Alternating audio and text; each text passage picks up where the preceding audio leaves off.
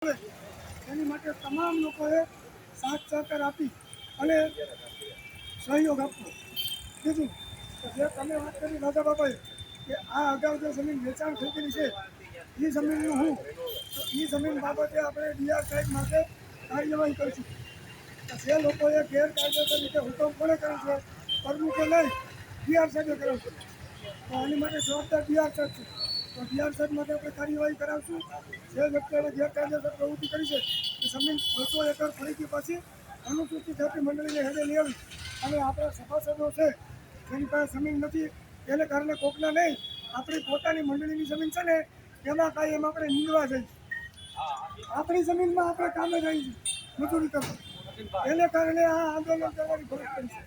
તો આ આંદોલનને અટકાવવા માટે આપણે કોઈના દબાણમાં કે કોઈના લોભ લાલચમાં કે કોઈ કાલે કંઈ સવાલ કરે તો એ લોકોને હું એવા લોકોને સંદેશ આપું છું કે આવનાર તારીખ 1/11/2024 રોજ ફરીથી આ જ જગ્યાએ કલેક્ટર સાહેબ કચેરી અમરેલી ખાતે કોર્ટમાંથી પરમિશન હુકમ કરાવી અને આંદોલન રમેશભાઈ મારું કરશે અને તમે બધા લોકો સાથ સહકાર આપજો એવી તમારી પાસે મારી માંગણી છે. જય હિન્દ જય સંવિધાન. અને સુરેશભાઈ તમે તમારી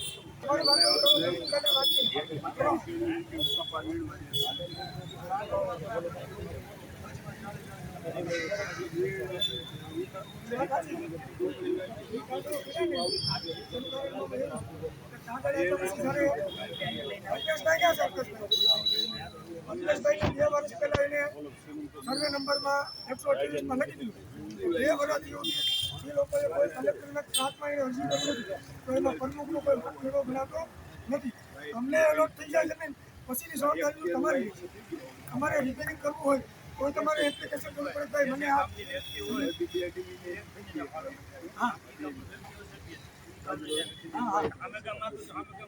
એવું તમે તો હું નથી કહેતા એવું એનો મંડળીનો અધિનિયમ છે કાયદો એમ કહે છે કે શહેર પહેલા જેટલા કિલોમીટર જેના થતા હશે જે વ્યક્તિ નજીક હશે એ જમીન એના માટે ઈજ છે બરાબર.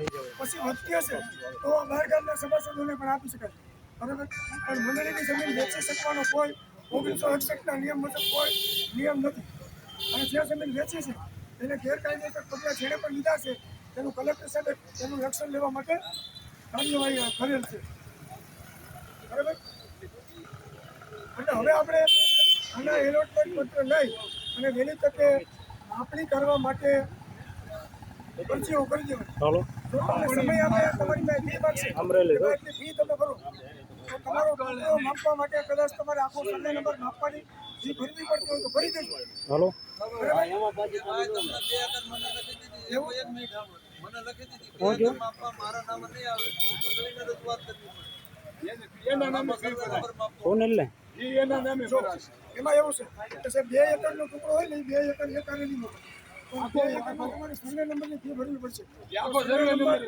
જે આખો હોય છે એમાં જે એની ફી થતી છે એ લેવાય પછી તમારે વિભાજન કરવાની પછી સભ્યો પછી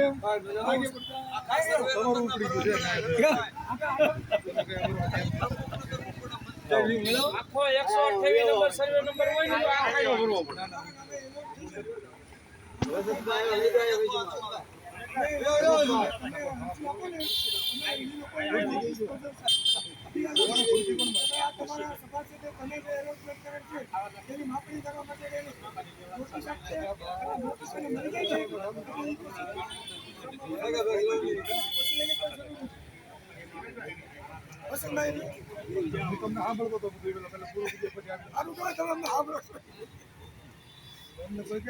તમે એક તો છો અમારું સાંભળવા વાળા અમને એટલી ખબર પડી તમને તો આખા ગામ સગા